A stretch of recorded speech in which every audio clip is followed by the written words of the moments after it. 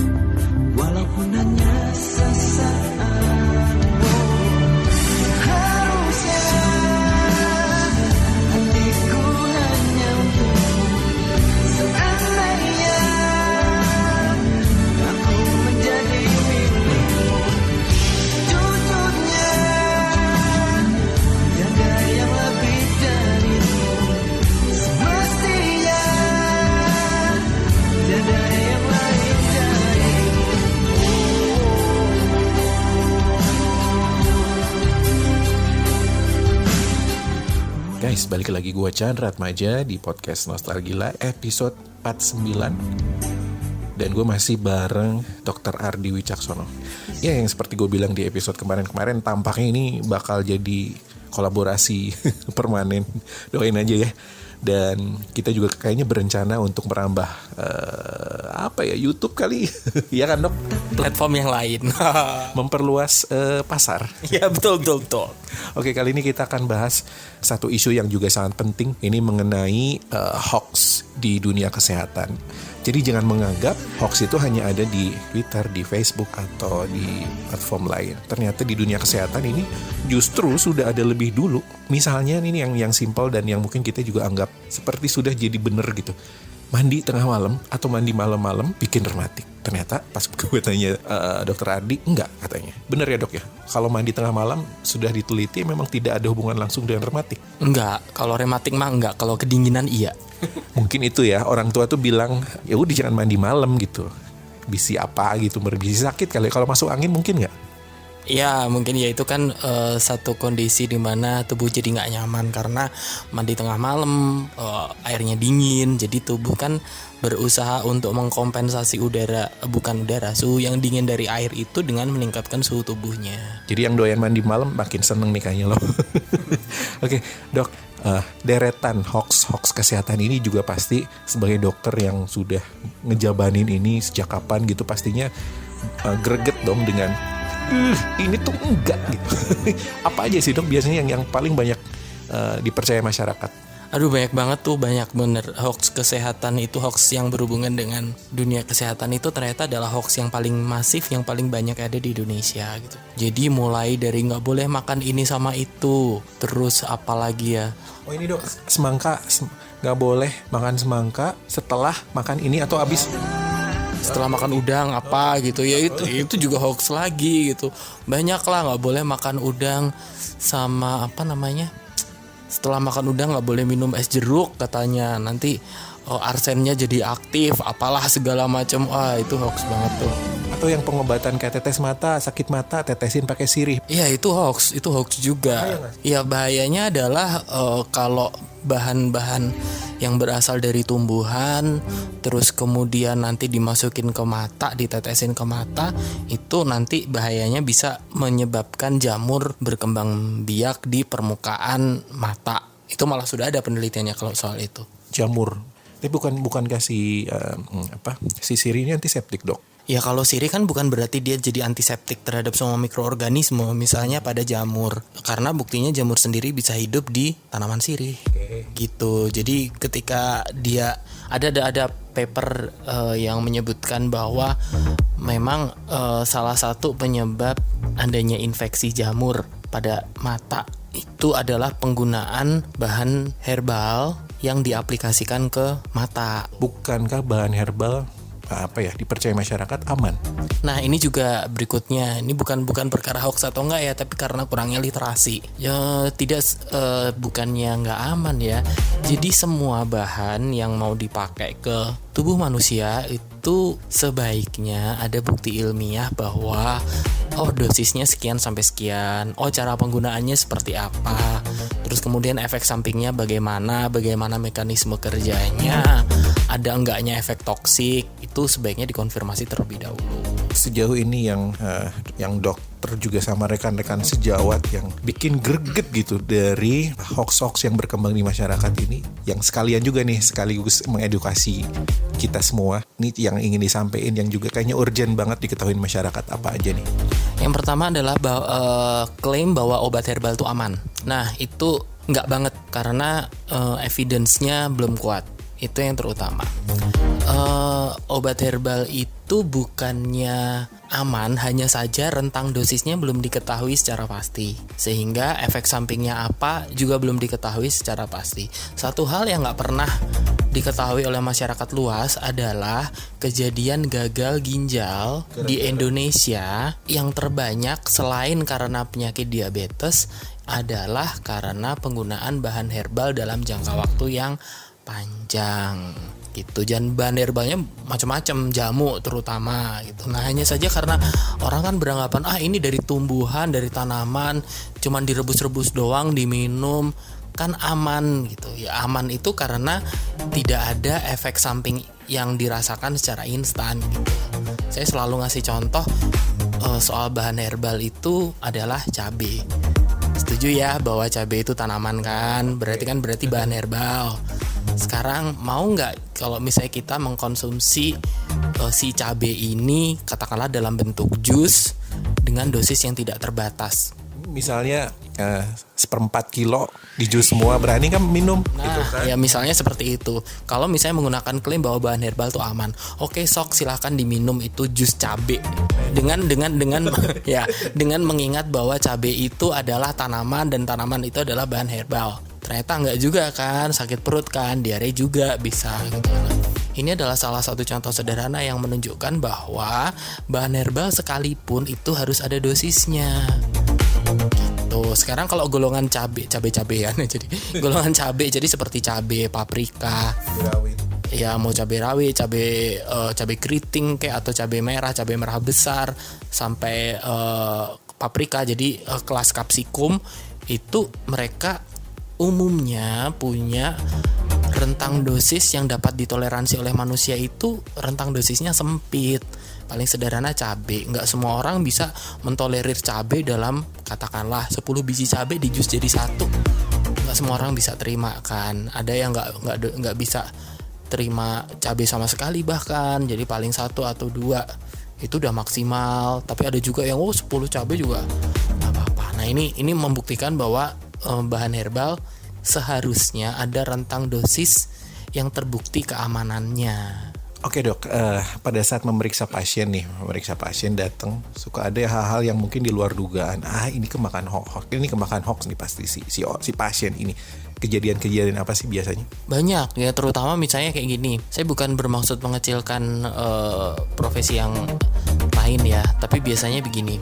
Orang sakit itu baru datang ke dokter ketika mereka sudah menempuh berbagai macam pengobatan alternatif, udah habis duit banyak tapi ternyata nggak sembuh juga. Nah ini dia, orang kan masih percaya pengobatan alternatif. Gimana sih pandangannya sebenarnya? Oke silakan, tapi kan mungkin ada batasan tertentu yang ketika ini jangan sampai si penyakit itu malah tambah parah gitu. Jangan sampai terlambat ke tenaga medis yang benar gitu. Iya, misalnya seperti itu.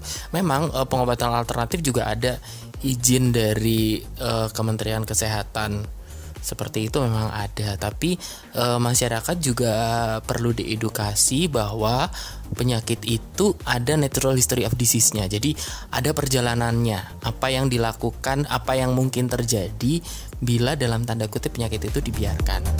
Bukan berarti kalau ke pengobatan alternatif itu dibiarkan, enggak gitu. Tetapi ketika sudah ada evidence base kalau penyakit seperti ini, sudah ada bukti ilmiah bahwa best practice-nya itu adalah dilakukan pengobatan seperti ini. Ketika itu tidak dilakukan, nanti ada kemungkinan untuk terjadi penyakit yang lain, komplikasi atau apa gitu. Ini teman-teman, kalau dari teman-teman sejauh saya banyak yang curcolnya begini gitu. Ya, giliran udah parah aja baru datang ke kita gitu. Ntar kalau nggak sembuh marah-marah, pakai ada acara yang tuntut-menuntut. Terus kemarin kenapa nggak pada menuntut itu yang di pengobatan alternatif, kalau jadi tambah parah kenapa dimaklumi? Sedangkan ketika datang ke dokter, udah keadaannya parah, kenapa habis itu marah-marah gitu. Nah, ya hal seperti ini perlu diedukasi juga. Dok, apakah kepercayaan masyarakat yang tinggi terhadap pengobatan alternatif juga ini ada hubungannya dengan rendahnya literasi tadi? Ya, memang iya. Mereka lebih percaya pada omongan orang sekitarnya gitu. Iya, bukan pengobatan alternatif itu nggak berguna, enggak gitu. Tapi kalau saya lebih melihatnya sebagai mungkin itu bisa digunakan untuk komplementer atau istilahnya adjuvan atau tambahan. Jadi priority tetap harus medis. Saya tidak bilang harus, tapi sejauh ini yang sudah terbukti secara ilmiah itu. Karena memang bisa dibuktikan ya, dan itu juga bisa ada perjalanan penelitiannya segala macam, bisa dibuktikan hasilnya seperti apa gitu ya. Dapat dibuktikan, terus kemudian guideline atau panduannya sudah jelas, alurnya begini begitunya sudah jelas, semua sudah ada buktinya, semua sudah ada penelitiannya, berlaku secara universal di seluruh dunia, juga guideline-nya juga akan kurang lebih sama saja begitu. Yang bahaya gini dok, saya pernah dulu kan ada koran yang iklan banget gitu. Ada yang mengklaim alternatif ini bisa menyembuhkan AIDS. Ini kan juga mungkin bahaya ya. Nah, ya itu juga yang perlu diedukasi. Ya kalau misalnya semua tenaga medis di Indonesia, dokter dalam artian dokter atau dokter gigi, dokter hewan juga, itu kita nggak boleh ngiklan. Jadi karena memang ada aturan dan kode etiknya bahwa profesi dokter itu nggak boleh ngiklan gitu. Jadi kita juga nggak boleh bikin klaim bahwa saya dokter, saya mampu menyembuhkan segala penyakit, apalagi kayak gitu ya ekstrimnya gitu. Tapi hal ini tidak berlaku untuk teman-teman yang berkecimpung dalam pengobatan alternatif. Klaim itu bisa dapat dengan mudah dibuat untuk segala macam jenis penyakit. Dok, ada asosiasinya nggak mereka yang menjalankan pengobatan alternatif ini, sekaligus ada pengawasannya nggak dari pihak berwenang? Kalau asosiasinya saya nggak tahu. Pengawasan seharusnya ada, tapi ya itu tadi karena aturannya masih sangat longgar ya. Jadi pada akhirnya kita nggak pernah dengar kan ada orang nuntut pengobatan alternatif dengan tuntutan malpraktek. Sepertinya dimaklumi ya. Nah, walaupun salah. Nah, dan itu dimanfaatkan sepertinya oleh oknum. Nah, iya betul. Tidak bertanggung jawab. Iya gitu. Jadi ketika seseorang berobat seperti itu, dengan alternatif, terus kemudian ternyata nggak sembuh atau bahkan menjadi bertambah parah akibat manipulasi, berbagai macam manipulasi itu, orang akan dapat jauh lebih mudah untuk menerimanya sebagai dalam tanda kutip takdir seperti itu gitu. Ya sudah di ini. Tapi hal yang jauh berbeda akan terjadi ketika dia pergi berobat ke rumah sakit, terus kok kemudian jadi tambah parah. Wah, tuntutan bisa melayang tuh ke dokter. Tuntutan malpraktek malah banyak ya. Iya, tapi tuntutan malpraktek untuk pengobatan alternatif sejauh ini nggak pernah ada. Oke guys, semakin menarik, tapi biasa kita rehat dulu sambil dengerin lagu. Biasa kita karena angkatan lama, kita dengerin lagu lama yang satu ini. I'll be loving you forever. Deep inside my heart you'll leave me never. Even if you took my heart and tore it apart. use feel forever. You are the sun, you are my life, and you're the last thing on my mind before I go to sleep at night. You're always round when I'm in need. When trouble's on my mind, you put my soul at ease. There is no one in this world who can love me like you do. So many reasons that I wanna spend forever with you. I'll be loving you forever. Deep inside my heart you'll leave me never. Even if you took my heart and tore it apart, I would love you still forever.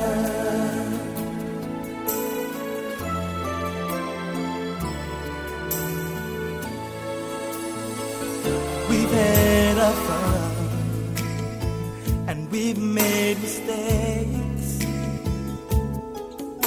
but who'd have guessed along that road we learned to give and take. It's so much more than I could have dreamed. You make loving you so easy for me. There is no one in this world who can love me like you do. That is the reason that I wanna share forever with you. Oke, masih di podcast Nostalgia bareng gue Chandra Atmaja dan Dr. Ardi Wicaksono. Dok, ini kan tadi agak-agak sepertinya memang rumit ya, realitas pengobatan alternatif yang sepertinya sulit terkontrol. Nah, sejauh ini apakah ada semacam kalau regulasi juga tadi masih longgar, ada semacam pengawasan dari dinas kesehatan misalnya untuk tidak membuat ini semakin liar gitu? Enggak, kalau dinas kesehatan setahu saya, sepanjang pengetahuan saya itu pengawasannya hanya bersifat administratif, seperti izin praktek atau bla bla bla gitu. Jadi seolah tidak ada kontrol dong ya? Bukan nggak ada kontrol ya, memang kontrolnya sifatnya seperti itu. Beda seperti kami tenaga medis kan harus dengan surat tanda registrasi, surat izin praktek, atau kalau sekarang sertifikat kompetensi gitu.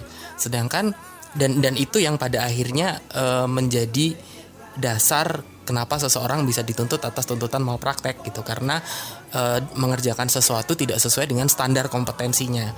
Nah, masalahnya untuk pengobatan alternatif itu kan nggak ada standar kompetensinya gitu, sehingga itu yang kemudian membuatnya menjadi ya nggak ada lah tuntutan malpraktek ke sana gitu.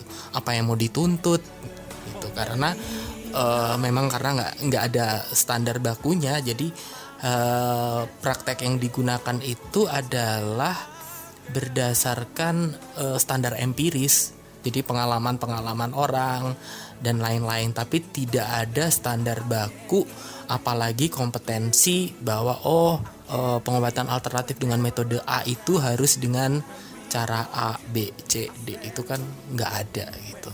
Nah, kalau begini yang harus aware banget kita sebagai masyarakat yang udah sadar lah, anggap aja kita ini sebagian dari kita udah sadar. Ini gimana, Dok? Biar tidak semakin banyak orang yang tertipu gitu ya, tertipu oleh yang ngemodus, malah kan banyak juga mungkin diantara yang ada mengejar materi sebenarnya. Ya, banyak yang berkedok ya pengobatan alternatif yang ujung-ujungnya tipu-tipu, itu juga banyak gitu. Yang memang bekerja niatnya baik untuk menolong orang itu juga tidak sedikit gitu.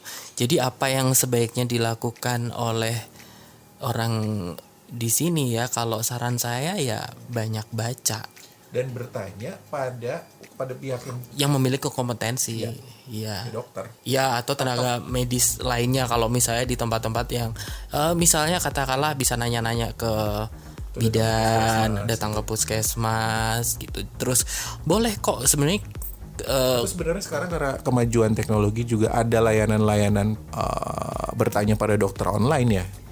Iya. Pasien-pasien saya ketika datang saya terus bilang, dok saya kalau pakai alternatif ini, saya selalu jawab boleh kok, silahkan gitu, karena pada intinya itu adalah hak pasien. Yang bisa saya lakukan paling adalah memberi wacana kemungkinannya kalau dilakukan terapi seperti itu, kemungkinannya kira-kira apa yang bisa terjadi.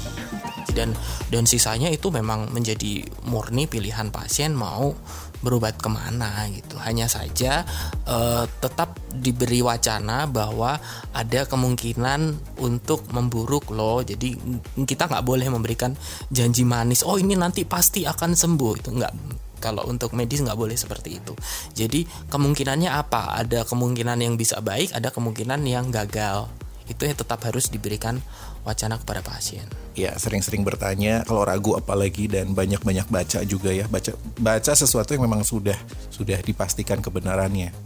Dok, sebelum closing nih, ini ada beberapa juga kebiasaan dari masyarakat kita yang berkembang di masyarakat. Kayak misalnya tidur harus baiknya itu di bawah jam 11. Karena pada saat jam 11 ada hormon tertentu yang hanya diproduksi pada saat jam 11. Terus misalnya gini juga, minum gak boleh berdiri, nanti langsung ke bawah gitu. Itu juga, ini itu malah dikaitkan dengan satu kepercayaan atau religiusitas tertentu yang menganggap bahwa itu benar, dok. Jadi kayak semacam jadi bocor gitu.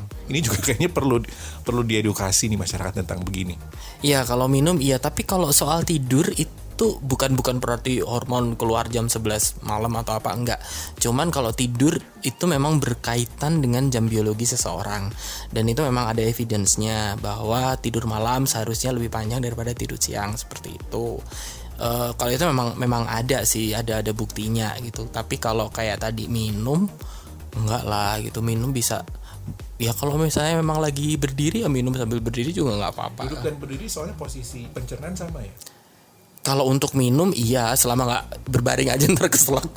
Kalau duduk dan berdiri ya sama aja kalau untuk minum.